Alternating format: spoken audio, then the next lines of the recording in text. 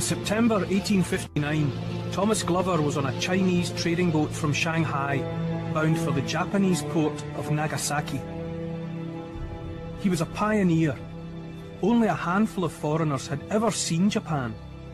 It was a new frontier, a land of mystery, closed to outsiders for 2 centuries.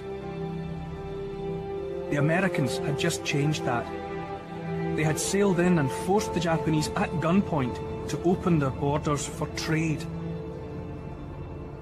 Glover landed in Nagasaki on September 19, 1859. He was working for the Scottish multinational trading company Jardine Matheson, founded to exploit the wealth of the empire. Its agents were trained to be ruthless. They dealt with high risks and unstable markets. They got rich quick and got out. Glover had done well in Shanghai and had been headhunted for a new challenge. The Dejima, now the site of a heritage museum, used to be Japan's only point of contact with the outside world. In Glover's day, it was a tiny spit of land, but now open for business. The shogun, who held the real power. His military dictatorship held the country in a vice-like grip. The emperor was under virtual house arrest at the imperial palace in Kyoto. He had been sidelined, kept more than 400 kilometres from where the real business of state was happening, the shogun's city of Edo. Japan was divided into clans, whose territories spread the length of the country.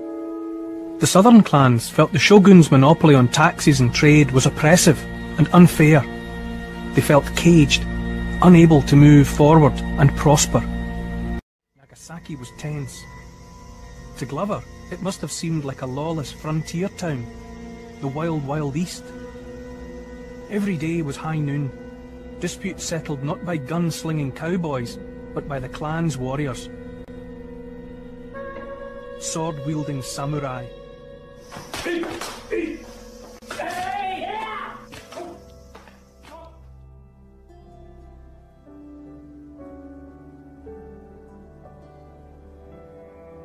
There was a lot to learn. Japan was a complicated, fractured place. The different clan territories were brought together uneasily under the rule of the emperor and shogun. Nagasaki was the domain of a powerful clan called the Satsuma, and it was their samurai that Glover needed to befriend, although their reputation was fearsome.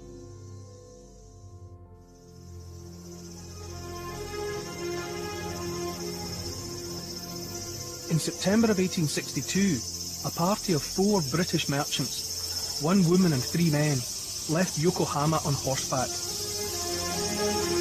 They encountered a Satsuma procession travelling towards the shogun's city of Edo, failed to clear the road as etiquette demanded, and paid the price. 2 men were mutilated, and 1 other, Charles Richardson, died of his wounds.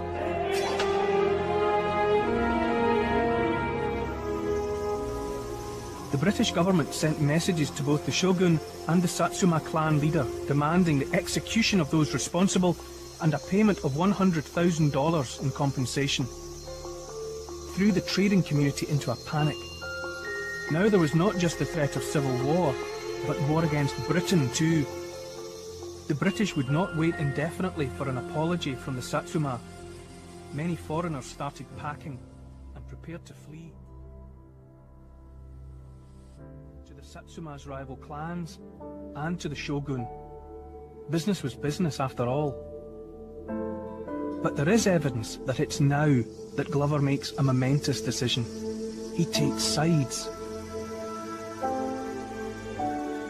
His friend, Tomatsu Godai, a Satsuma samurai, had written a manifesto for the clan's future, which called for the acquisition of not just guns for the rebel cause, but industrial expertise too. Glover also realised that the rebel clans would need more than just guns and ships. He would help smuggle a chosen few to Britain. In a highly risky operation, the defectors left on one of Glover's ships, not certain if they would ever return. They were very young. The Satsuma 19, as they were known, were some of the brightest students of their age. The youngest, Nagasawa, was only 13, and Glover sent him to stay with his parents and to study at his old school in Aberdeen.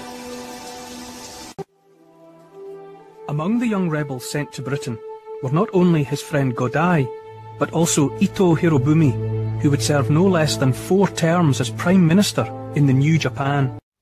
But in June 1865, the new Japan seemed very far away indeed.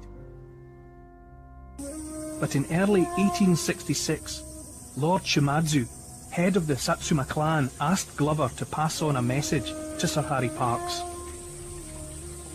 It was short and sweet. It read, "We were once at war with each other. Now we want friendship with you. Please come to Kagoshima at once."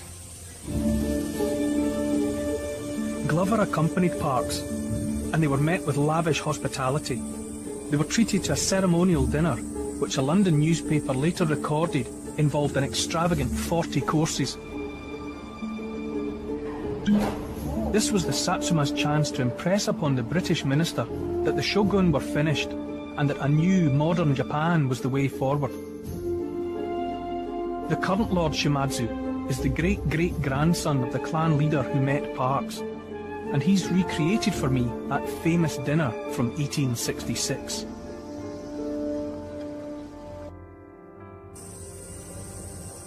The British minister no longer supported the shogun, and the Satsuma had tacit approval to start a war. And a bloody civil war did come.